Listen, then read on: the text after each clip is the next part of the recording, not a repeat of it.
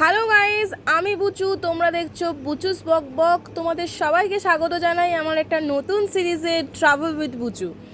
আমরা কোথায় যাচ্ছি সেটা খুব তাড়াতাড়ি জানতে পারবে। সাঁতরাগাছিতে একটা সুন্দর আমরা ভিড় পেয়ে গিয়েছিলাম, জ্যাম প্রচণ্ড ছিল সেদিনকে সাঁতরাগাছিতে।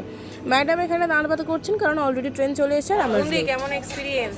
খুবই খারাপ এখন পর্যন্ত অবস্থা খারাপ। আশা করি এবারে ভালো এক্সপেরিয়েন্স হবে।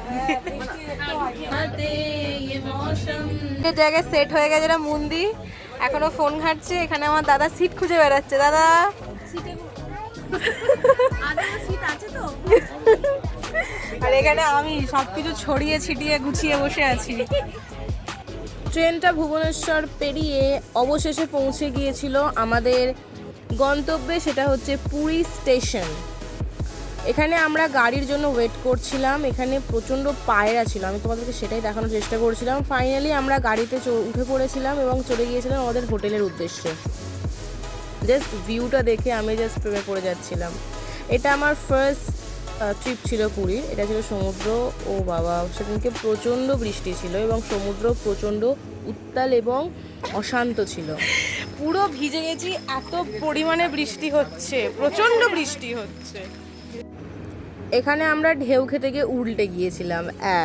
এইরকম উল্টানো আমরা এরকম অনেকবার উল্টে গেছি। গাইজ, আমরা পুরীতে এসেছি। এই মিল্টু বলছে কি বড় পুকুর গো, তাতে আবার ঢেউ উঠছে। এখানে কিছু ছোট ওই সমুদ্রের অ্যাস্থেটিক ভিডিও নেবার চেষ্টা করছিলাম, কিন্তু আমার ওই দামড়া পায়েতে কোনো অ্যাস্থেটিক ভিডিও আমি নিতে পারিনি, হয়নি। আর এটা আমাদের হোটেলের সামনের রাস্তা।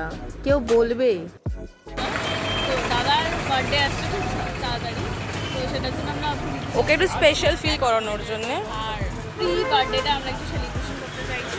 তো আমরা প্রি বার্থডেটা সেলিব্রেশন করি পুরীর বিচে। তো চলো দেখতে থাকবো।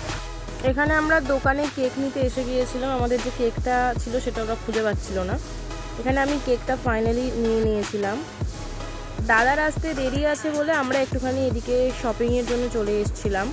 সেদিনকে আমরা পুরো ব্যাগ ভর্তি শপিং করেছি। কি বারে বারে দিন